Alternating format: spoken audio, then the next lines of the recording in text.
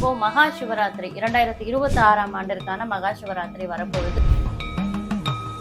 அப்போ பரம்பொருளா இருக்கக்கூடிய ஈஸ்வரன் வந்து அந்த ஆலகால விஷயத்த சாப்பிட்டாரு. அப்ப வந்து சக்தி தேவி என்ன பண்ணாங்க, அந்த ஆலகால விஷயத்த வந்து அந்த நாள்ல வந்து நம்ம சிவனை வந்து வழிபாடு பண்ணணும். ஏன்னா இதுல வந்து நம்ம என்ன பண்ணணும் அப்படின்னு பாத்தீங்கன்னா, சிவராத்திரி விரதம் வழிபாடு அப்படின்னும் போது நம்ம வந்து எப்படி வச்சு பூஜை பண்ண முடியாதவங்க அன்னைக்கு சிவலிங்கம் வச்சு நம்ம வீட்டுல வழிபாடு பண்ற வழக்கம் இருக்காது. அப்படி இல்லாதவங்க வீட்டுல ஆனா நான் அன்னைக்கு நான் வழிபாடு பண்ணணும் அப்படின்னு இருக்கும்போது அந்த நேரம் தான் ரொம்ப முக்கியமான நேரம். நம்மளால அந்த 4 காலமும் வந்து நான் வந்து கண்ணு முழிக்கணும்னா சினிமாவுக்கு 4 ஷோ போய் பார்த்தேன்னா நான் கண்ணு முழிச்சிட்டேன், சிவராத்திரியோட பலன் வந்து எனக்கு கிடைச்சிருச்சு அப்படின்னு நினைக்கிறது நம்மளுடைய முட்டாள்தனம். இப்போ பாத்தீங்கன்னா நம்ம சிவராத்திரியில கண் முழிக்கிறதோட பலன் வந்து நம்மளுக்கு என்னன்னு நம்மளோட வரலாற்றுல ஒரு கதையாவே இருக்கு. என்னன்னு பாத்தீங்கன்னா, ஒரு குரங்கு வந்து திறன்பேசி நேயர்களுக்கு வணக்கம். ஆதி அங்காள பரமேஸ்வரி ஆலயத்துல இருந்து நான் உங்க சக்தி ஸ்ரீஜா அம்மா பேசுறேன்.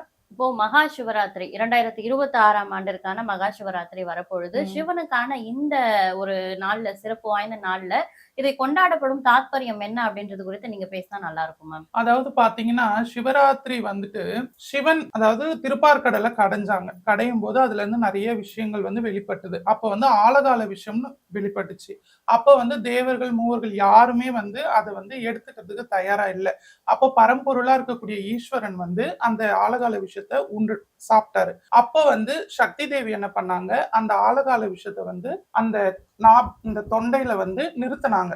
தன்னோட மடியில படுக்க வச்சு சிவனை இந்த தொண்டையில வந்து அந்த அதனாலதான் நீலகண்டர் அப்படின்ற ஒரு திருநாமம் வந்து சிவனுக்கு ஏற்பட்டுச்சு. அதுதான் நம்ம பிரதோஷ வழிபாடா நம்ம வந்து வழிபாடு பண்றோம். அவர் வந்து ஆனந்த தாண்டவம் வந்து ரிஷப வாகனத்து மேல வந்து ஆனந்த தாண்டவம் ஆடின அந்த நேரம், அதாவது பிரதோஷ நேரம் அப்படின்னு சொல்லிட்டு நம்ம வழிபாடு பண்றோம். இந்த பிரதோஷத்துக்கு அடுத்த நாள் தான் மகா சிவராத்திரி. மாசமே சிவராத்திரி உண்டு. இது வந்து மாசி மாசத்துல வரக்கூடிய இந்த சிவராத்திரி வந்து ரொம்ப விசேஷமானது. அந்த நாள்ல வந்து நம்ம சிவனை வந்து வழிபாடு பண்ணணும். ஏன்னா அந்த நாள்ல வந்து சிவனுக்கு நன்றி தெரிவிக்கிற விதமாகவும் உலகத்துல இருக்க எல்லா ஜீவராசிகளுக்கும் அவர் வந்து அருள் பாலிக்கணும் அப்படின்ற நோக்கத்துக்காகவும் இந்த சிவராத்திரி வழிபாடு வந்து நம்மளுக்கு முன்னாடி தேவர்கள் எல்லாருமே வந்து வழிபாடு பண்ணியிருக்கிறாங்க. ஓரறிவுல இருந்து ஞானிகள் வரைக்கும் வழிபாடு பண்ணியிருக்கிறாங்க. இதை ஒவ்வொரு காலமா 4 காலமா பிரிச்சு ஒவ்வொரு காலத்துல ஒவ்வொருத்தர் வந்து வழிபாடு பண்ணியிருக்கிறாங்க. அதுக்கு ஒவ்வொரு தாத்பரியங்களும் உண்டு. இதுல வந்து நம்ம என்ன பண்ணணும் அப்படின்னு பாத்தீங்கன்னா, எப்பவுமே வந்து அம்பாள் வழிபாட்டுல வந்து விதவிதமான நெய்வேத்தியங்கள் இதெல்லாம் வச்சு நம்ம சாப்பிட்டு மகிழ்ந்து, ஏன்னா தாயின்ற வந்து நம்ம வந்து விரதமா இருந்து வழிபாடு பண்ணணும் அவ எதிர்பார்க்க மாட்டா. ஆனா தந்தை கிட்ட வந்து ஒரு கண்டிப்பு இருக்கும். அப்ப வந்து அந்த சிவராத்திரி விரதம் வழிபாடு அப்படின்னும் போது நம்ம வந்து நிர்ஜலமா இருந்து, அதாவது நீர் ஆகாரம் கூட எடுத்துக்காம நித்தியப்படியா அப்படியே விரதமா இருந்து, எதுவுமே எடுத்துக்காம விரதமா இருந்து வழிபாடு பண்றதுதான் மிக சிறந்த ஒரு விஷயம். அதாவது வந்து நிறைய பேர் வந்து தீட்சை வாங்கி அவங்க வந்து சிவலிங்கம் வச்சு வழிபாடு நித்தியப்படி அவங்களோட இல்லத்துல வந்து சிவலிங்க வழிபாடு பண்ணக்கூடியவங்க இருக்காங்க. அதை அவங்க ரொம்ப அந்த நாள்ல வந்து ரொம்ப விசேஷமா வழிபாடு பண்ணக்கூடியதும் உண்டு. இப்ப வந்து என்கிட்ட சிவலிங்கம் எல்லாம் நம்ம கிட்ட இல்ல, அதாவது நித்தியப்படி வச்சு பூஜை பண்ண முடியாதவங்க அன்னைக்கு சிவலிங்கம் வச்சு நம்ம வீட்டுல வழிபாடு பண்ற வழக்கம் இருக்காது. அப்படி இல்லாதவங்க வீட்டுல ஆனா நான் அன்னைக்கு நான் வழிபாடு பண்ணணும் அப்படின்னு இருக்கும்போது மண்பூற்று இருக்கு இல்லைங்களா, அதுல இருந்து மண் எடுத்துட்டு வந்து சிவலிங்கம் உருவாக்கி அந்த சிவராத்திரியோட 4 காலமும் அந்த சிவலிங்கத்துக்கு பூஜை பண்ணா நம்மளுக்கு அதீத பலன்கள் வந்து நம்ம என்ன மனசுல ஒரு கோரிக்கை வச்சு அன்னைக்கு அந்த சிவராத்திரி பூஜை நம்ம பண்றோமோ அது அதீத பலனை வந்து நம்மளுக்கு உடனே கொடுக்கும். இப்போ நீங்க சொல்லியிருந்தீங்க அந்த ஆலகால விஷயத்தை வந்து பார்வதி சிவன் தொண்டையில கொண்டு வந்து நிறுத்தி அந்த இதுதான் நம்ம சிவராத்திரியா கொண்டாடுறோம் அப்படின்னு சொல்லிட்டு, அது இல்லாம இன்னொரு கதையும் சொல்லப்படுது மேம். பார்வதியும் சிவனும் அந்த திருமணம் செய்து கொண்ட இரவு தான் மகா சிவராத்திரின்னு ஒரு கதை சொல்லப்படுது. இதுல எது உண்மை? இல்ல, அதாவது பாத்தீங்கன்னா நீங்க நல்லா பாருங்க, பிரதோஷம், சிவராத்திரி, அதுக்கப்புறம் மயான அமாவாசை. இப்போ எப்பயுமே வந்து பிரதோஷத்துக்கு மறுநாள் தான் சிவராத்திரி வரும். பிரதோஷத்தோட வரலாறு என்ன, சிவபெருமான் வந்து மத்தவங்களுக்காக தன்னுடைய அந்த ஆலகால விஷயத்தை உட்கொண்ட அந்த நேரம் தான் வந்து பிரதோஷம். பிறருக்காக அந்த தோஷத்தை அவர் தாங்கிக்கிட்டதுனாலதான் அது பிரதோஷமா கருதப்படுது.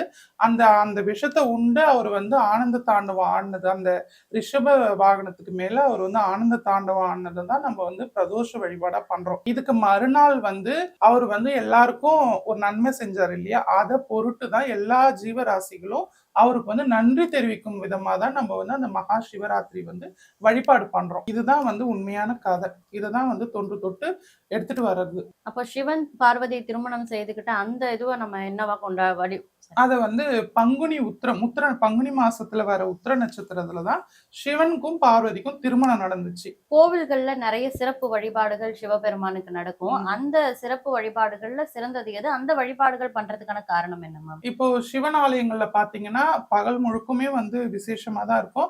ஆனா அந்த இரவுல வந்து 4 காலம் வந்து பூஜை பண்றது. அதாவது ஒரு காலம் வந்து பிரம்மா, ஒரு காலம் விஷ்ணு, 3வது காலம் அதாவது லிங்கோத்பவ காலம். லிங்கோத்பவரா வந்து சிவபெருமான் வெளிப்பட்ட அந்த நேரம் தான் ரொம்ப முக்கியமான நேரம். நம்மளால அந்த 4 காலமும் வந்து பூஜை பண்ண முடியல அப்படின்னு சொன்னா கூட அந்த உச்சி நேரம் அந்த 12 மணி பொழுதுல வந்து நம்ம ஒரு 1/2 மணி நேரமாவது அந்த சிவபெருமானை நினைச்சு நம்ம தியானத்துல நம்ம பூஜையே அதுக்கான வாய்ப்புகள் நம்மளுக்கு கிடைக்கலன்னா கூட ஆலயத்துல நம்ம போயிருந்து அந்த பூஜைகளை பார்த்து அதாவது நம்ம மனசு வந்து ஒருமையா ஒரு ஒரு தெய்வத்தை நம்ம நினைச்சு அதாவது சிவபெருமான நம்ம மனசுல முழுமையா நினைச்சு அந்த வழிபாடை நம்ம பார்க்கும் போதும் பண்ணும்போது நம்ம மனசளவுல நினைக்கும் போதும் நம்மளோட வாழ்வில் அதீத பலன் நல்ல இன்புற்ற சுக வாழ்வு நம்மளுக்கு கிடைக்கும். நம்மளோட முன்னோர்கள் வந்து நம்மளுக்கு சொல்லியிருக்காங்க.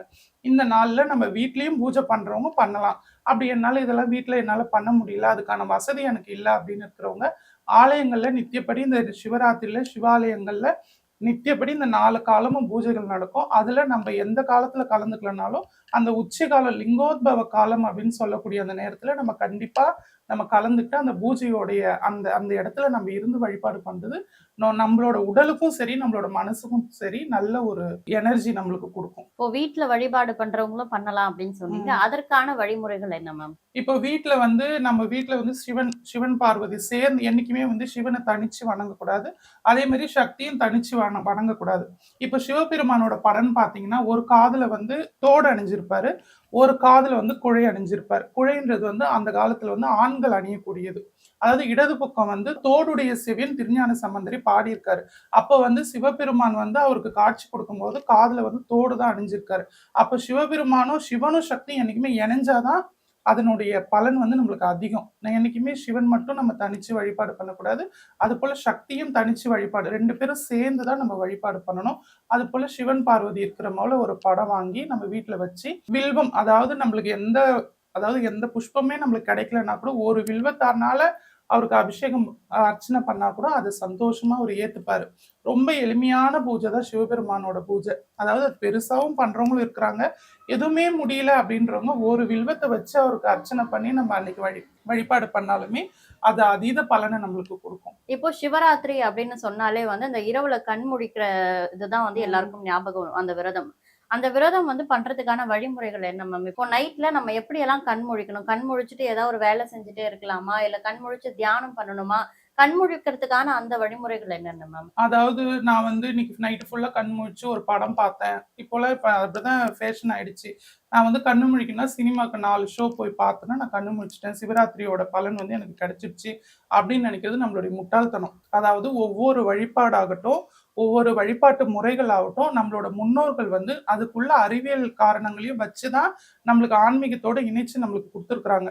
இந்த மகா சிவராத்திரி இந்த ராத்திரியில நம்ம வந்து அதுக்கு பேரே மகா சிவராத்திரி தான். இந்த ராத்திரியில நம்ம கண் முழிச்சு இறைவனோட நம்ம லயிச்சு நம்ம இருக்கும்போது நம்மளோட உடம்புக்கு வந்து நம்ம அதீத பலியான நல்ல சக்திகள் நம்மளுக்கு கிடைக்கும். அது நம்மளோட வாழ்க்கையை வந்து சுலபமா எடுத்துட்டு போறதுக்கான வழிகளை நம்மளுக்கு கொடுக்கும்னு சொல்லிதான் நம்மளோட முன்னோர்கள் வந்து இந்த சிவராத்திரின்னு ஒன்னை ஏற்படுத்தி இதுக்கான பூஜை விதிமுறைகள் எல்லாம் நம்மளுக்கு கொடுத்துருக்காங்க. அதுபடி நம்ம வந்து ஃபாலோ பண்ணி அதை தான் நம்ம வழிபாடு பண்ணணுமே தவிர்த்து நம்ம அதை விட்டுட்டு இந்த சினிமாக்கு போறது அதுக்கப்புறம் எல்லாரும் ஒரு இடத்துல கூடி ஆடி பாடி கொண்டாடுறது அப்படின்றது கிடையாது. நம்ம வந்து ஆன்மீகத்துல நம்மளோட மனசு வந்து ஒரு சக்தியை நினைச்சு நம்ம மனசை வந்து ஒருநிலைப்படுத்தி வழிபாடு பண்ணணும். அப்பதான் அதனுடைய பலன் வந்து நம்மளுக்கு அதிகமா கிடைக்கும். இப்போ பாத்தீங்கன்னா நம்ம சிவராத்திரியில கண் முழிக்கிறதோட பலன் வந்து நம்மளுக்கு என்னன்னு நம்மளோட வரலாற்றுல ஒரு கதையாவே இருக்கு. என்னன்னு பாத்தீங்கன்னா ஒரு குரங்கு வந்து வில்வ மரத்துக்கு மேல இருந்துச்சான். அதை வந்து ஒரு சிங்கம் துரத்திட்டு போகும்போது அதை தன்னை காப்பாத்திக்கிறதுக்காக அந்த வில்வ மரமே அதுக்கு தெரியாது. அந்த வில்வ மரத்து மேல ஏறிடுச்சான். அந்த சிங்கமும் கீழே இருக்கான். அதோட உயரத்தை காப்பாத்திக்கிறதுக்காக நான் எங்க தூங்கிட போறேன்னு சொல்லிட்டு அந்த வில்வ இலையை ஒவ்வொன்றா பறிச்சு பறிச்சு தூங்கக்கூடாது இல்லைங்களா, அதுக்காக அந்த ஒவ்வொரு வில்வ இலையா பறிச்சு பறிச்சு கீழே போட்டுட்டே விடியிற வரைக்கும் இருந்துச்சாம். அந்த விடிஞ்சதுக்கு அப்புறம் பாத்தீங்கன்னா சிவனும் சக்தியுமா அவங்களுக்கு வந்து காட்சி கொடுத்தாங்களாம். காட்சி கொடுத்து என்ன சொன்னாங்க, இந்த சிவராத்திரி இரவுல வந்து நீ என்னை வந்து வில்வ இலை, அதே நான் அந்த வில்வ மரத்துக்கு கீழே வந்து ஒரு சிவலிங்கம் இருந்துச்சு. அது அதுக்கே தெரியல. ஆனா வந்து தான் கண்ணு முழிச்சு இருக்கணுன்றதுக்காக ஒவ்வொரு வில்வ இலையா எடுத்து போட்டுச்சு இல்லைங்களா, அதுவும் அந்த பூஜைக்கு மகிழ்ந்து சிவபெருமான் வந்து அந்த குரங்குக்கு வந்து காட்சி கொடுத்தாங்களாம். காட்சி கொடுத்து உனக்கு என்ன வரம் வேணும் அப்படின்னு கேளு அப்படின்னும் போது, அப்ப அந்த குரங்குக்கு வந்து ஒரு வரம் கொடுத்தாங்க. நீ இந்த இந்த ஜென்மத்துல நீ குரங்கா இருந்து என்ன பூஜை பண்ண, உனக்கு அதோட பலனே தெரியாம நீ பூஜை பண்ணியிருந்தாலும் அடுத்த ஜென்மத்துல வந்து நீ ஒரு அரசனா பொறந்து என்ன வழிபாடு பண்ணணும் அப்படின்ற ஒரு வரத்தை வந்து அந்த குரங்குக்கு வந்து சிவனும் சக்தியுமா கொடுத்தாங்களாம். இப்ப இதுல இருந்து நம்மளுக்கு என்ன நம்ம கருத்து நம்ம தெரிஞ்சுக்கணும்னு பாத்தீங்கன்னா, என்ன பலனே தெரியாம பண்ண பூஜைக்கே வந்து குரங்கா இருந்த இந்த பிறவில குரங்கா இருந்தவங்கள வந்து முசுகுந்த சக்கரவர்த்தியா அடுத்த ஜென்மத்துல அவர் பொறந்து நிறைய சிவாலயங்களை கட்டினாரு அப்படின்றது வரலாறுல சொல்லுது. நம்ம அதனுடைய பலனே தெரியாம நம்ம ஏதோ அந்த ராத்திரியில வந்து நம்ம ஏதோ ஒரு பூஜை பண்ணா கூட அது வந்து அதீத பலனை வந்து நம்மளுக்கு கொடுக்கும் நம்மளோட வாழ்க்கையில.